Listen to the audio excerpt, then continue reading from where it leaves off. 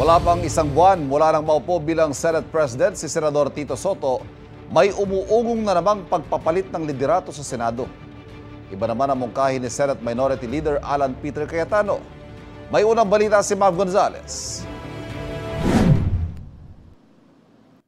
Umuugong sa social media ang rigodon na naman sa Senado. Ang papalit umano kay Senate President Tito Soto, si Senate Minority Leader Alan Peter Cayetano. Si Senate President Pro Tempore Ping Lacson, aminadong kung sino ang may numero, siya ang mananalo. Ngayon, sa pananaw ng aking mga kasamahan, nagkukulang din siya sa leadership. Laging ganyan naman sa Senate. Kung sino yung merong majority, kung sino yung merong 13, at least 13, pwedeng tanggalin yung nakaupo at palitan ng kung sino man yung merong 13. Si Senador Win Gatchalian itinangging may galaw para palitan si Senate President Soto.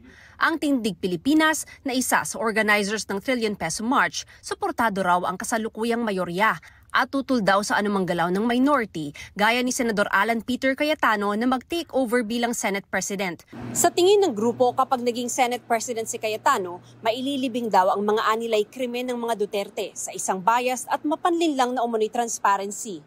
Hinihingan pa namin ng tugon dito si Cayetano at ang Senate Minority. Sa isang Facebook post, may ibang leadership change na mungkahi si Cayetano. Dapat daw mag-resign na lahat, mula presidente, vice-presidente, senador at kongresista at magdaos ng staff elections bilang tugon sa anyay kawalan ng tiwala ng taong bayan sa gobyerno. Pero hindi raw pwede tumakbo ang sinumang incumbent official sa isang election cycle. Hindi naman daw kailangan galawin ang mga gobernador, mayor at barangay chairperson. Imbis na mag-people power pa raw, magsakripisyo ang mga people servant. Wala pang pahayag ang Malacanang, Kongreso at Office of the Vice President kaugnay rito.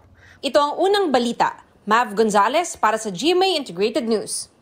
Kapuso, huwag magpapahuli sa latest news and updates. Maging una ka sa balita at mag-subscribe sa YouTube channel ng GMA Integrated News.